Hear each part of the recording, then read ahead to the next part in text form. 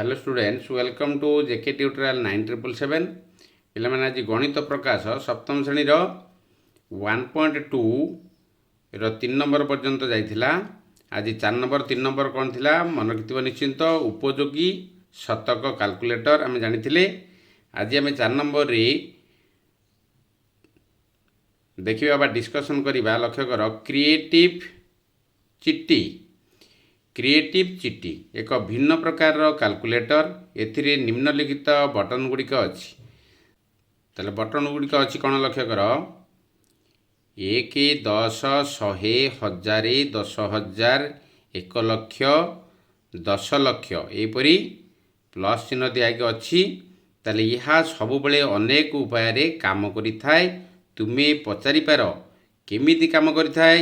ताले संख्या हला लक्ष्य कर 321 पाइबाकू हेले एहा प्लस 10 बा 10 को 32 थर एवं 1 को थरे दबाए, जहाद्वारा 321 हम।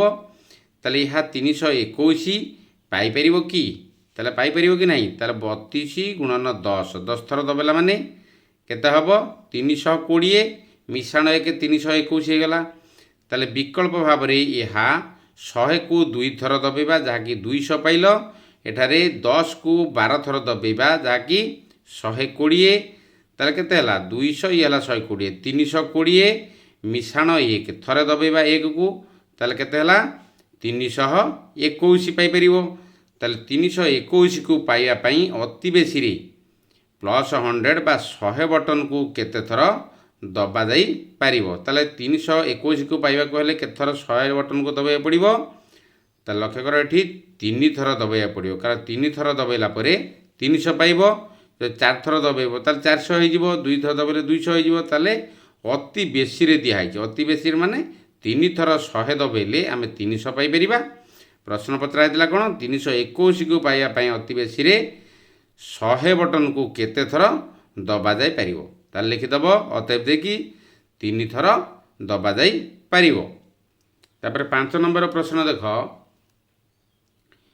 5072 पाइबा पई अनेक उपाय मध्यरु दुईटी उपाय निम्न रे दर्शा जाइछि, जाकि क्रिएटिव चिट्टी जो कैलकुलेटर अच्छी से अनुसार आमे 5072 पाइबा किपर लक्ष्य कर। यही दुईटी उपाय को यहीपरि परिप्रकाश करा जाई परिबो।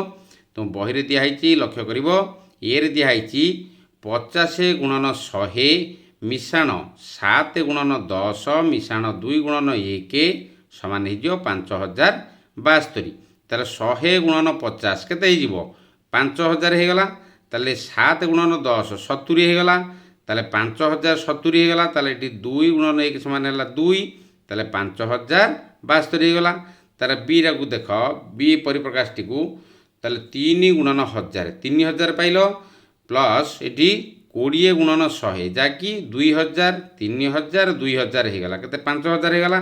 ताले 72 गुणन 1 करदब जाकि 5072 दुई प्रकार हो गला परिप्रकाश। तापर प्रश्न कौन अच्छी लक्ष्य कर। तापर प्रश्न अच्छी 5072 पाइबा पई एक भिन्न उपाय खोज एवं यहा पई एक परिप्रकाश लेख। ताले जहाँ जो दियोटी देला परिप्रकाश आमे आउ गोटे परिप्रकाश करि परिबा कि नहीं, निश्चिंत करि परिबा। तेबे लक्ष्य कर किपरि ताकू समाधान करिवो।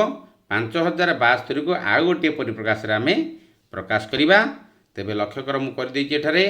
ताले 5072 इज इक्वल टू एपर लिखि परिबो 5 गुणन 1000 5000 पाइलो। ताले 7 गुणन 10 7 गुणन 10 कले 70 5070 हो गला मिश्रण 2 गुणन 1 समान है 2। ताले 1000 बटन को 5 थर, 10 बटन को 7 थर, 1 बटन को 2 थर दबाइबा, जहाद्वारा 5072 आमे पाई परिबा। जो परिप्रकाश टी देथिला तुमे मनोर करि परिबो कि नहीं, सहजिया अछि।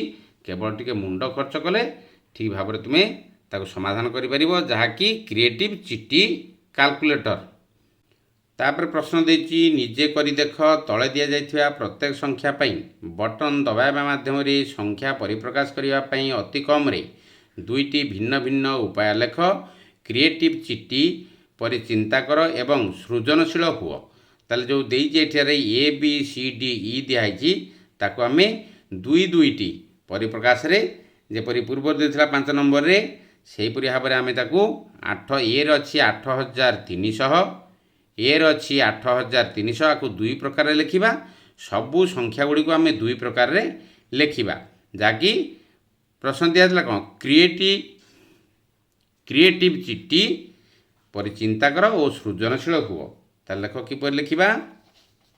ତାହେଲେ ଏରେ ଦିଆଯାଇଥିଲା ଆମକୁ 8300, ଉପାୟ 1 ଯାହାକି ଦୁଇଟି ଉପାୟରେ କୁହାଯାଇଥିଲା ପ୍ରଶ୍ନରେ।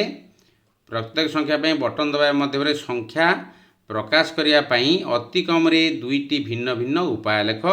ତାହେଲେ ଉପାୟ 1ରେ କ'ଣ ଲେଖିବ 8300କୁ ତାହେଲେ 83 ଗୁଣନ 100 କରିଦେଲେ ତୁମେ ପାଇପାରିବ 8300, ଗୋଟିଏ ଉପାୟ ହେଲା।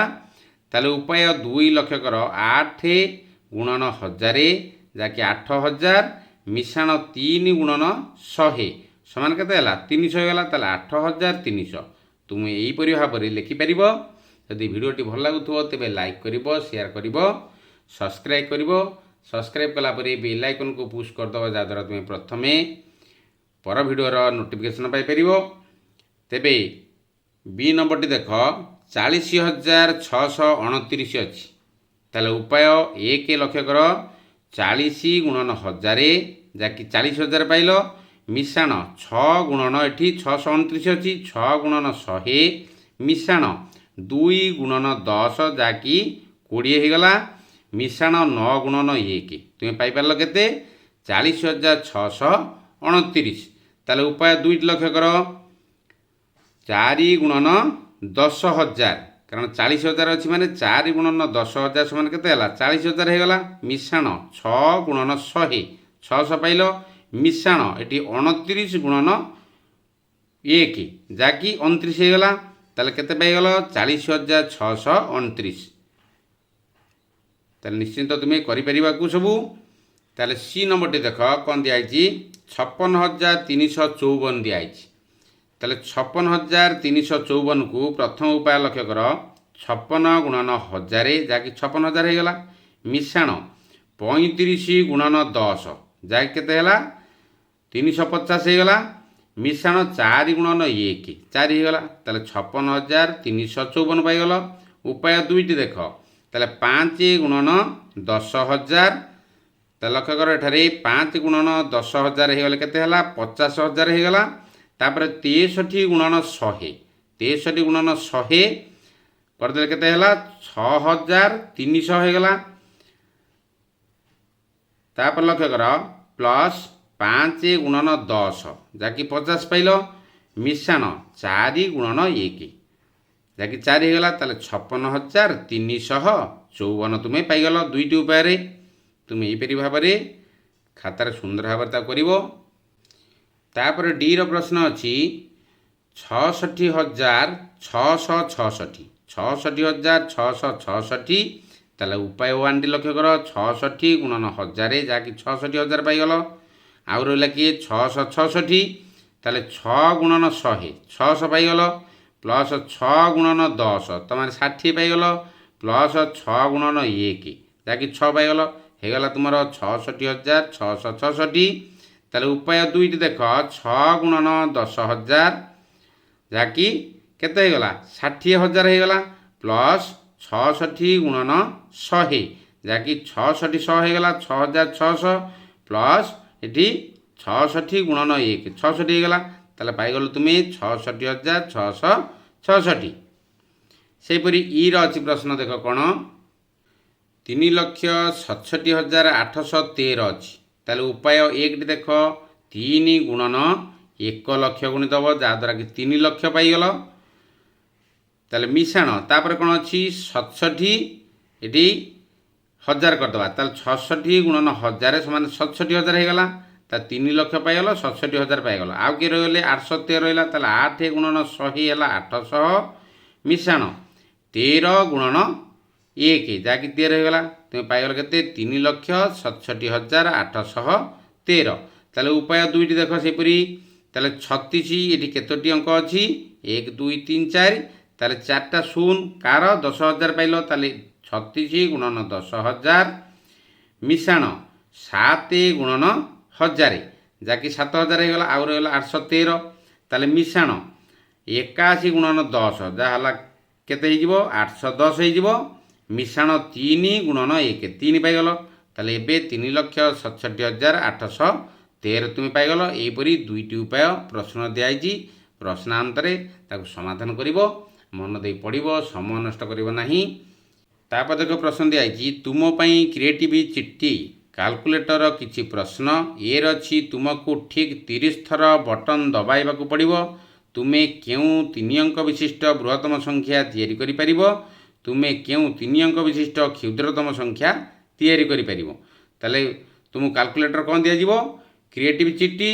ତାହେଲେ ଯେଉଁଟା ଥିଲା କି 1, 10, 100, 1000, ଲକ୍ଷେ ଏହିପରି ଥିଲା। ତେଣୁ ତାକୁ ଆମେ ନେବା 30 ଥର ବଟନ୍ ଦବାଇବା, ଆଉ 3 ଅଙ୍କ ବିଶିଷ୍ଟ ବୃହତ୍ତମ ସଂଖ୍ୟା ପାଇବା, ଆଉ କ୍ଷୁଦ୍ରତମ ସଂଖ୍ୟା ପାଇବା। 30 ଥର କିନ୍ତୁ ବଟନ୍ ଦବାଇବାକୁ ପଡ଼ିବ। ତାହେଲେ ଟିକେ ଏଠି ମୁଣ୍ଡ ଖର୍ଚ୍ଚ କରିବ। ତାହେଲେ ଲକ୍ଷ୍ୟ କର, ମୁଁ ଏଠାରେ କରିଦେଇଛି।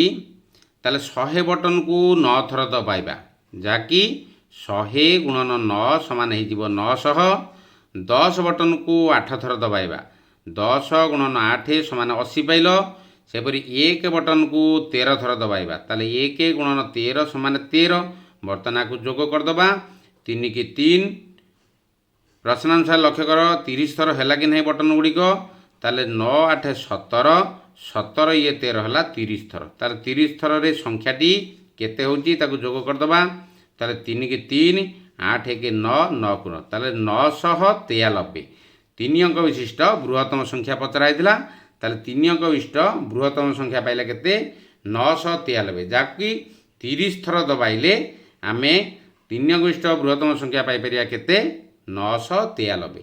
ସେହିପରି କ୍ଷୁଦ୍ରତମ ସଂଖ୍ୟା ବାହାର କରିବା। ତାହେଲେ 3 ଅଙ୍କ ବିଶିଷ୍ଟ କ୍ଷୁଦ୍ରତମ ସଂଖ୍ୟାଟି ବାହାର କରିବାକୁ ହେଲେ ଆମକୁ କେତେ ଥର ଦବାଇବାକୁ ପଡ଼ିବ? 30 ଥର ଦବାଇବାକୁ ପଡ଼ିବ। ତାହେଲେ 10 ବଟନ୍କୁ 8 ଥର, ଯାହାକି 10 ଗୁଣନ 8 ସମାନ ହେଲା 80। ସେହିପରି 1 ବଟନ୍କୁ 22 ଥର, ଯାହାକି 1 ଗୁଣନ 22 ସମାନ 22 ହେଇଗଲା। ଯାହାକି ଲକ୍ଷ୍ୟ କର 22, 8 ହେଲା 30 ଥର, 22, 8 ହେଲା 30 ଥର। 30 ଥର କେତେ ହେଉଛି? ତାହେଲେ 2 କି 2, 8, 2, 10, ତାହେଲେ 102। 3 ଅଙ୍କ ବିଶିଷ୍ଟ କ୍ଷୁଦ୍ରତମ ସଂଖ୍ୟା ପାଇପାରିବ 30 ଥର ଦବାଇଲା ପରେ। କାହାକୁ? କେଉଁ କାଲକୁଲେଟରକୁ ଦବାଇବା? ଏଠାରେ ପ୍ରଶ୍ନ ଦିଆଯାଇଥିଲା କ୍ରିଏଟିଭ୍ ଚିଠି। ତାହେଲେ ଏଠାରେ 30 ଥର ଦବାଇଲା ପରେ ଆମେ ପାଇଲେ 3 ଅଙ୍କ ବିଶିଷ୍ଟ କ୍ଷୁଦ୍ରତମ ସଂଖ୍ୟା କେତେ? 102। ମନେ ହେଲା କି? ତାପରେ ବିରେ ଯେଉଁ ପ୍ରଶ୍ନଟି ଅଛି, 25 ଥର ବଟନ୍ ଦବାଇବା 997 ସଂଖ୍ୟାଟି ପାଇପାରିବା। ତୁମେ ଭିନ୍ନ ଭିନ୍ନ ଥର ବଟନ୍ ଦବାଇବା ମାଧ୍ୟମରେ 997 ସଂଖ୍ୟାଟି ତିଆରି କରିପାରିବ କି? ସିଷ୍ଟେମେଟିକ୍ ସିପ୍ସ ଏକ ଭିନ୍ନ ପ୍ରକାରର କାଲକୁଲେଟର। ଏଥିରେ ନିମ୍ନଲିଖିତ ବଟନ୍ ଗୁଡ଼ିକ ଅଛି, ଯଥା 1, 10, 100, 1000, 10,000, 1 ଲକ୍ଷ। ଏହାର ବଟନ୍କୁ ଯଥାସମ୍ଭବ କମ୍ ଥର ଦବାଇ ବିଭିନ୍ନ ସଂଖ୍ୟା ଗଠନ କର। ତାହେଲେ ତୁମେ ନିଶ୍ଚିତ କରିପାରିବ। ତାକୁ ଚେଷ୍ଟା କରିବା ପାଇଁ। ଯଦି ନ କରିପାର ତେବେ ପରବର୍ତ୍ତୀ ଭିଡ଼ିଓରେ ତାକୁ ଆଲୋଚନା କରିବା। ତେବେ ରହୁଛି। ଜୟ ଜଗନ୍ନାଥ।